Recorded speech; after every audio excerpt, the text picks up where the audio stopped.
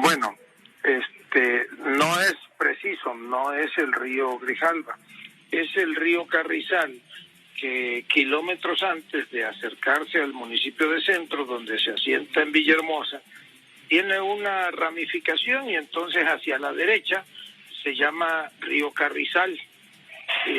Ahí hay una compuerta que se construyó hace 12 o 13 años, nunca se había utilizado, estaba asolvada.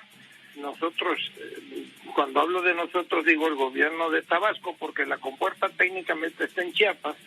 Solicitamos la autorización al gobierno de Chiapas y le pedimos a la Conagua que nos permitiera desasolvarla por dos razones. Una, para que en temporada de lluvias pudiese manejarse la compuerta, y dos, para que el agua que pasara por el Carrizal pues fuera suficiente para que las tomas de las plantas potabilizadoras de Villahermosa, que dan abasto a más de 600,000 habitantes, pues pudieran tener agua. Lo hicimos, el señor presidente nos ayudó en esa intervención. Ahora, en temporada de lluvias, pues ya estaba desasolvado, y hubo un día en que la presa Peñitas pretendían turbinarla a 2.500 metros cúbicos por segundo. Finalmente la estabilizaron en 2.100 y yo le propuse al presidente, le explicamos las razones técnicas, de que nos permitiera a la Conagua cerrar las compuertas. No todas cerramos, son 5 compuertas, cerramos 4. Al contrario, Pepe, un placer y sobre todo la oportunidad que nos brindas de poder informar de viva voz y de momento. Lo que ocurrió en el Zócalo fue, pues, lamentablemente se exacerbaron un poco los ánimos de algunas personas que, pues, sospechosamente asumieron una actitud muy beligerante en contra de quienes han determinado permanecer en la Plaza de la Constitución, ya no como frena, porque eso ya hay una narrativa muy puntual hecha por el ex dirigente o dirigente de esa organización, sino por un grupo que decidió quedarse aquí y que el día de hoy se presentó ante medios de comunicación como el movimiento anti-AMLO. Al parecer, el mensaje del dirigente de Frena exacerbó pues de una manera poco responsable los ánimos de sus propios detractores, quienes llegaron a algunas personas, los menos, en una actitud muy beligerante, muy contrario a lo que venía ocurriendo desde el día 1 en que se presentaron, en que había intercambios verbales de defensas de los posicionamientos políticos de ambas expresiones. Primero fue en la Avenida Juárez y posteriormente, cuando el amparo les fue concedido para llegar al Zócalo capitalino, así lo venían haciendo. Llevaban ya 40.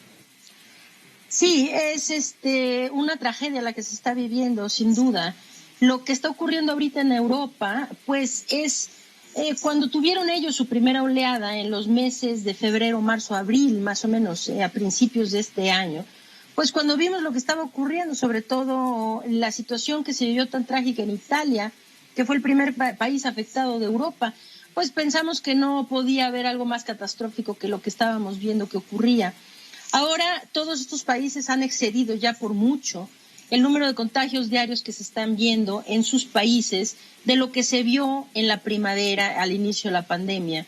Esto, desde luego, los contagios y las defunciones no siguen curvas paralelas, es decir, que ahora hay países como los europeos que pueden controlar relativamente más las defunciones que los contagios.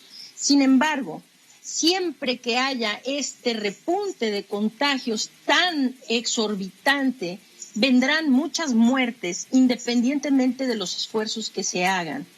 Ahora, Pepe, yo creo que lo que vale mucho la pena destacar es por qué esto está ocurriendo. Es decir, debemos preguntarnos por qué está ocurriendo esto y qué es lo que se pudo hacer o se puede hacer todavía por mejorar la situación. Y entonces... Tenemos comunicación con el doctor José Antonio Crespo, analista político, colaborador en este espacio de noticias. Pues sí, hablando de Tabasco, se tuvo que inundar a los más pobres para no afectar a la población general, 600,000 que viven en el municipio de Centro, donde se localiza Villahermosa, la capital del estado. Doctor, ¿qué te parece? ¿Cómo te va? Muy buenas noches. Buenas noches, Pepe. Pues fíjate que es una decisión muy difícil, que yo no voy a criticar la que tomó el presidente, porque pues cualquiera de las dos decisiones es muy difícil, es decir, ¿a cuál tengo que escoger? Si a los más pobres porque son menos, o en principio las comunidades indígenas, etcétera, para salvaguardar a Villahermosa, que tiene mucho más gente. Pues en principio sí suena razonable decir, bueno, pues vámonos por los más. Pero fíjate, Pepe, que esa decisión, repito, muy difícil sin duda, ya estaba tomada por quienes, pues por los legisladores que dejaron en la ley de protección civil, en su artículo 21, tomaron esa decisión y la plasmaron en la ley. Es decir, consideraron que ese tipo de decisiones no debía estar al arbitrio del presidente en turno que enfrentara este problema o de funcionarios de gobierno. Y fíjate lo que dice el artículo 21 de esta ley sobre este tema en particular. Dice, en las acciones de gestión de riesgos se dará prioridad a los grupos sociales vulnerables y de escasos recursos económicos. O sea, es un mandato de ley que se tenía que haber elegido, en este caso, a los más pobres. Vamos con Rafael Cardona, su cristalazo, observando justamente esto que ocurre en Perú. Rafael, ¿cómo estás? Buenas noches. Mucho gusto de saludarte. Muy buenas noches para todos.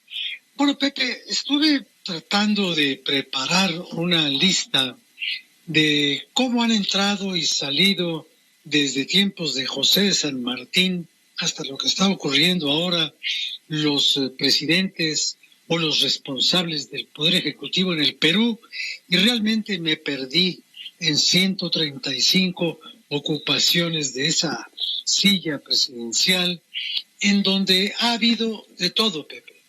Ha habido supremo delegado, presidente de Asamblea de Notables, jefe y legislador supremo, presidente del Consejo de Gobierno, dictador supremo, coordinador, interino, provisorio, presidente de Junta Militar.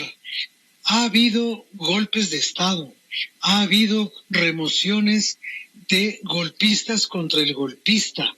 Hemos tenido las historias como las de Velasco Alvarado, al cual sustituye Morales Bermúdez, y de pronto al Perú se le abre una etapa más o menos promisoria cuando llega al poder. Saludo a Alfredo Domínguez Muro, que debe estar contento por el desempeño magnífico de Sergio El Checo Pérez en la Fórmula 1. ¿Cómo estás, Alfredo? Así es, Pepe, para que veas que hasta los de la Fórmula 1 se equivocan, luego creen que nada más nosotros nos equivocamos en las producciones, Pepe, sin agraviar a ninguno que le vaya al Cruz Azul. Pero fíjate, Pepe, que fue la carrera de Checo. Solo 3 pilotos del día de ayer no cometieron errores. Y yo te diría que esto comienza el sábado. Cuando hay diluvio, cuando hay lluvia, cuando hay charcos, aparecen los duendes y aparecen los fantasmas. Y las ventajas del equipo, cuando son ventajas técnicas muy amplias, se disminuyen. Fue una carrera de verdad de gran estrategia. Y el que Lance Stroll haya calificado en primer lugar, y no solo calificado en primer lugar, sino que haya tenido 38 vueltas adelante, muestra que tampoco es un mal piloto. Solo aquí lo vemos como el hijo de su papá, ¿no? Pero al final es un piloto que tiene buenas manos. Decía Lance Stroll antes de la arrancada, y ahí marcó todo. Decía, yo en Canadá, vivo en la parte norte de Canadá, ahí manejo en estas condiciones mi coche 6 meses. O sea, estas son las condiciones. Y las impuso. Pero si vemos bien en el transcurso de la carrera, las 38 vueltas cuando Stroll coordinaba y tenían todos los Racing Points para pelear la punta, por una razón. Porque Valtteri Bottas se fue de la carrera al principio. ¿Cuántas veces te he dicho, Pepe, que es el más cómodo segundo piloto de una mejor escudería?